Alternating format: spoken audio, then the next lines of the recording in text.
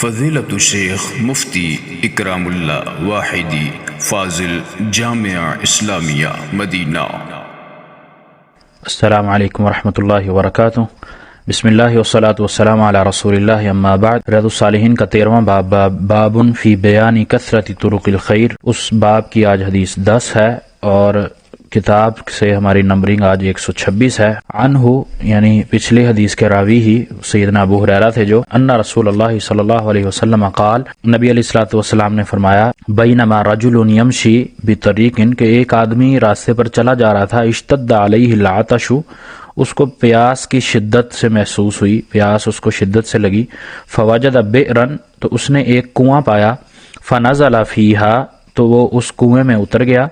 فشربا، اور اس نے پھر پانی پیا، ثم خرج، پھر باہر نکل آیا، فاذا کلب یلہث، تو اس نے ایک کتا وہاں دیکھا، یاکل الثرى من العطش، جو پیاس کی شدت کی وجہ سے اپنی زبان باہر نکالے ہانپتے ہوئے کیچڑ چاٹ رہا تھا، یعنی گیلی مٹی کو چاٹ رہا تھا جس میں تھوڑا پانی ہوتا ہے اور وہ گیلی ہو جاتی ہے۔ فقال الرجل، تو آدمی نے اپنے آپ سے کہا، سوچا اس نے، لقد بلغ هذا الكلب من العطش، کہ اس کتے کو بھی اسی طرح ہی پیاس نے ستایا ہوا ہے، مثل الذي كان قد بلغ مني، جس طرح کہ مجھے بہت زیادہ شدت تھی، جس طرح میرا حال ہو رہا تھا تو یہ اسی طرح اس جانور کا بھی یہی حال ہو رہا ہے۔ فنظر البئر، تو وہ پھر دوبارہ کنویں میں اترا، فملأ خفه ماء، اس نے اپنا موزہ پانی سے بھرا، ثم امسکہ بفیہ، پھر اس کو اپنے منہ سے پکڑا، دانتوں سے یا ہونٹوں سے اس سے پکڑا،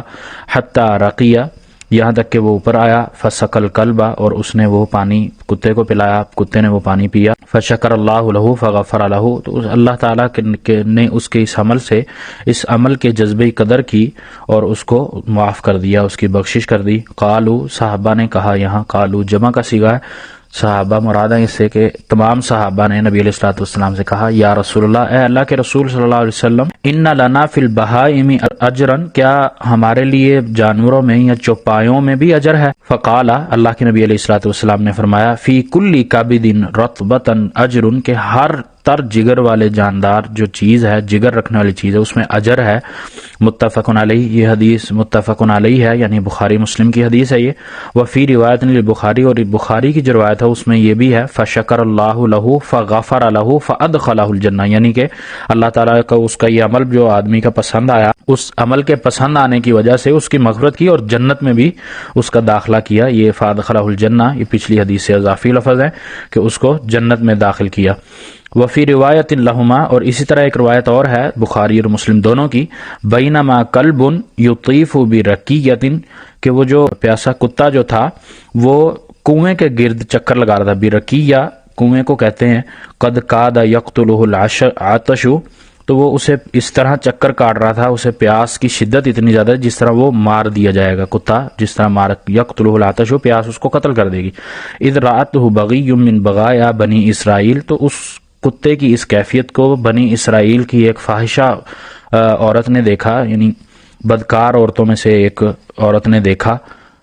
وہ خود بھی بدکار تھی اور وہ ایک ساری جو خواتین تھی اس وقت وہ بدکار عورتوں میں سے ایک تھی۔ فنزعت موقعها، اس نے اپنا جو موزہ تھا وہ اتارا، فاستقت له به، اور اس کو اس کے ذریعے سے اس میں کنویں سے پانی کھینچا، پانی بھرا، فسقته فغفر لها به، تو اس نے جب وہ پانی کتے کو پلایا تو اس کے اس عمل سے اس کی مغفرت کر دی گئی، اللہ تعالیٰ نے اس کو بخش دیا۔ نبی علیہ الصلوۃ والسلام کی اس حدیث میں ہمیں جانوروں کے ساتھ بھی تعلق جو جانوروں کے ساتھ ہونا چاہیے، اس جانوروں کے ساتھ بھی اجر اور ثواب کا ہمیں حکم دیا گیا ہے، ان کے ساتھ بھی صلہ رحمی کرنے کا حکم ہے۔ اور اس حدیث میں ہمیں جو امام صاحب اس حدیث کو اس باب میں لے کر آئے ہیں اس سے بھی ہمیں یہ ملتا ہے کہ جانوروں کے ساتھ کیا گیا عمل بھی ہمارے لیے باعث اجر ہوتا ہے، اس کو پانی پلا دینا، اور اسی طرح اس احساس کو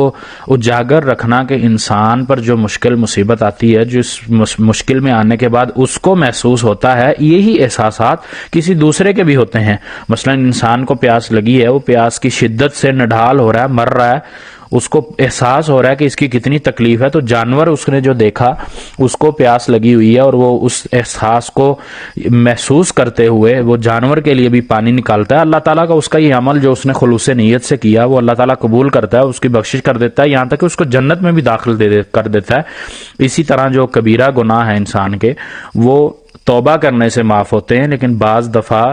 انسان کا خلوص سے کیا گیا ایسا عمل، ایسی نیکی جس سے اللہ تعالیٰ خوش ہو کر اس کو معاف کر دیتے ہیں. جس طرح یہ ایک دوسری روایت میں ہے کہ ایک بنی اسرائیل کی فحشا عورتوں میں سے ایک بدکار عورت نے یہ عمل کیا، اور یہ بہت مشہور قصہ ہے، کئی دفعہ سنا بھی ہے ہم نے پہلے. تو اس کو پانی پلا دیا تو اس کے تمام گناہ اللہ نے معاف کر دیے، جبکہ وہ فحشا تھی، زنا کا ارتکاب کیا کرتی تھی، کبیرہ گناہ کرتی تھی، لیکن اس کا یہ عمل، یہ اجر اللہ نے اتنا زیادہ رکھا، اتنا اللہ کو پسند آیا، اس کے دل کا ارادہ اتنا خالص تھا، عمل کرنے میں نیت اس کی اتنی اچھی تھی کہ اللہ نے اس کا یہ عمل پسند کرتے ہوئے اس کو معاف کر دیا، اس کو بخش دیا.